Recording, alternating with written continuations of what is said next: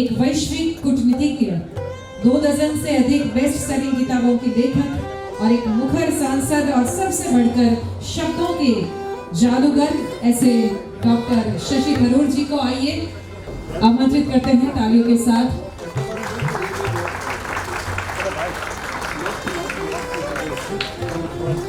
और ये घड़ी जिसमें दोनों अतिथि विशेष के शुभ हस्तों से ये पुस्तक का विमोचन हो रहा है। आइए जोरदार तालियों के साथ हम भी इस क्षण को गौरवान्वित करते हैं।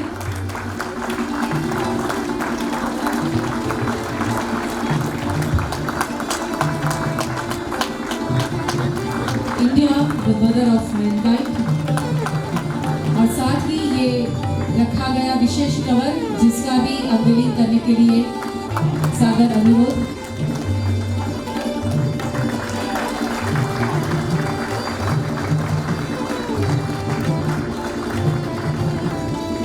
एक ऐसा व्यक्तित्व जिसने न केवल अंतर्राष्ट्रीय मंचों पर भारत की आवाज को बुलंदी दी बल्कि अपनी लेखनी से करोड़ों दिलों पर राज किया। Ladies and gentlemen, please put your hands together for none other than Dr. Shashi Tharoor ji. Welcome, sir. Thank you all very much. I have to start off with a small apology. Good afternoon, first of all, dear friends. Shri 𝐒𝐡𝐚𝐫𝐨𝐵, who spoke so marvelously just now, distinguished dignitaries, and the very warm and welcoming Gadhvi family. I really would have to apologize. I'm supposed to be in Vadodara at 4 o'clock, so I will have to cut short my remarks, but it's a pleasure to see you all gathered here. I think for me the pleasure was that this book launch is about a man remembered so fondly by his family for his dedication to preserving and expounding in writings the profound spiritual and cultural truths of our heritage. A man described as a towering intellectual who wore many hats throughout his life: a police officer, a community leader, an author, and of course, clearly a loving father. 𝐋𝐚𝐮𝐬𝐴 Gadhvi hailed from Palanpur, a small town, as we all know. He had no access to the internet, no university behind him, no publisher waiting for a manuscript. What he did have was his notebook, a pen, and 6 languages. He read the Rig Veda alongside studying Max Muller. He cross-referenced Emerson with Manu, Madame Blavatsky with Shankaracharya. His literary arsenal wielded a combination of weapons that would give any faculty tenure committee a collective heart attack. So India, the mother of mankind, is the life's work of this incredible man. His son, Dr. C.K. Gadhvi, has spent 5 decades bringing it to print.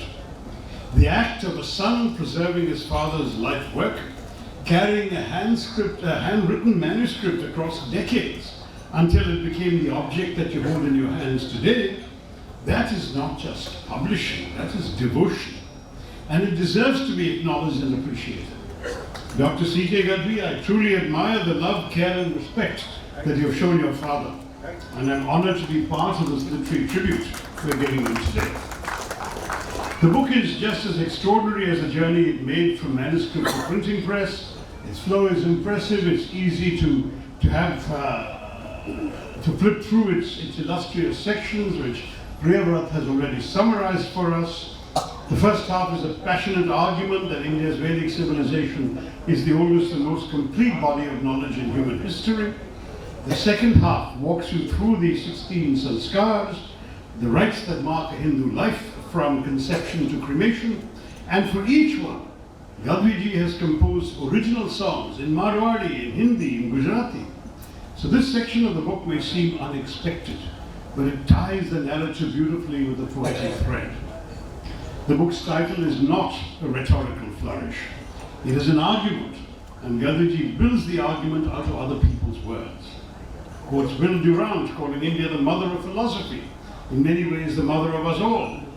Max Muller asked whether and where the human mind has most fully worked out its answers to the most important questions, kept returning to one country.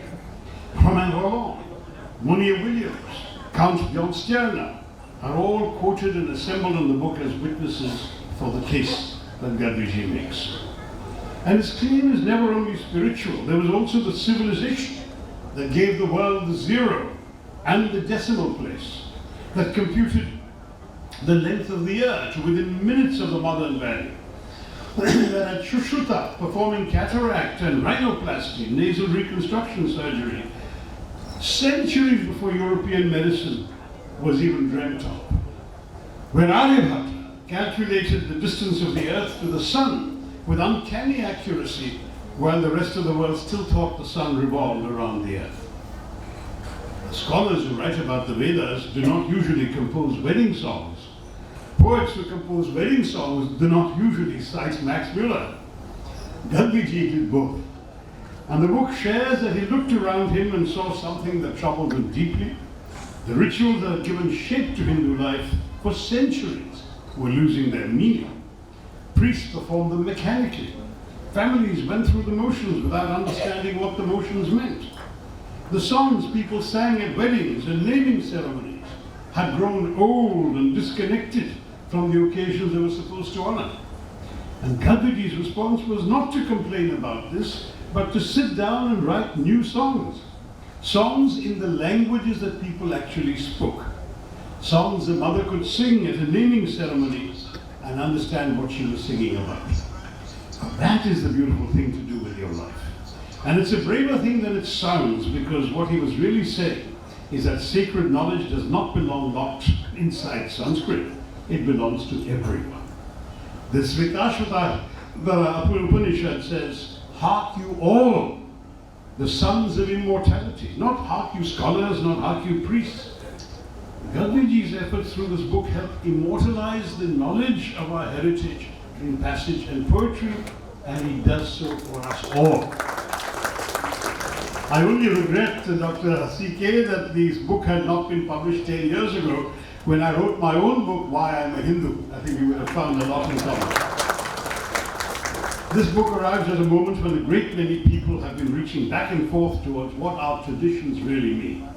It answers the questions that many such books skip. Gadhviji's personality, his character are visible across the book. As we've heard, he's a Charan, which is an extraordinary community. They were warrior poets, they served as witnesses in royal courts, and their job was simple, to tell the truth. And Rewathan and his father already alluded to one remarkable incident when a Charan poet named Dursa Arha composed 76 couplets praising Maharana Pratap, who never surrendered to Mughal authority, and he recited them in the presence of Emperor Akbar himself. Imagine that. A poet standing for the most powerful man in the subcontinent, choosing to praise the one man who refused to bow to him. That is not flattery. That's not even ordinary courage. That is a conception of what a poet is. It's one that we've almost entirely lost. The poet is a moral accountant. Truth-telling is an obligation, not a choice. It's one that is sealed in the Charan tradition by the willingness to put your own body on the line. The Charans, of course, held 3 weapons against injustice: the hunger strike, which they called Langa, the sit-in protest, which they called Dharna, and self-sacrifice, which they called Traga or Traga.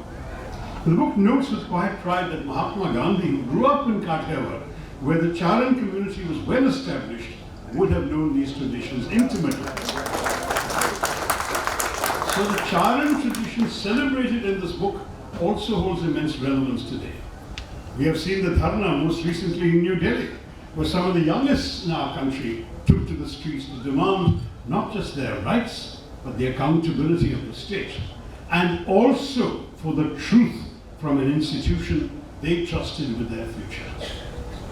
𝐓𝐴𝐚𝐬𝐴 is our slogan, and it was Mahatma Gandhi who taught these young people the importance of precisely all of this, that Charan legacy. In an age where democratic backsliding and authoritarian populism have swept the world, where lands far and beyond ours, unfortunately, are experiencing the same thing, every democracy that chooses to call itself free depends on people saying, especially writers and poets, what the powerful do not wish to hear. Poets, journalists, judges, parliamentarians. The titles can change, but the function does not. And when that function fails, when truth-tellers become flatterers or fall silent, the consequences are never just literary.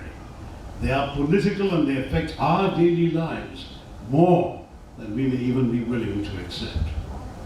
Gadhvi wrote from this tradition, from within the Charan tradition, of seeking and speaking the truth, Satya. This book is in its own way an act of bearing witness. As readers, we are both the regal and the citizenry in Gadhvi's royal court of literature, prose and poetry. And reading this book is reading his testimony on Indian civilization and the true meaning of our tradition. There's one more line that Priyavrat drew my attention to in what he calls the expurgatory exordium. Gadhvi writes, and I quote, that to receive with love those who come to our homes as guests, whether friends or foes, and without discrimination, is the first lesson of Bharatiya culture, unquote. Therefore, he says, all are welcome here. Written in Palanpur in the 1970s, I can think of few sentences that our present moment needs more. Gadhvi's willingness to do the patient, unglamorous, largely unrewarded work of carrying knowledge from one century into the next and spending decades doing that work, that is wonderful in itself, but that his son has spent so many years ensuring that that work is not lost is another wonderful thing I should applaud today.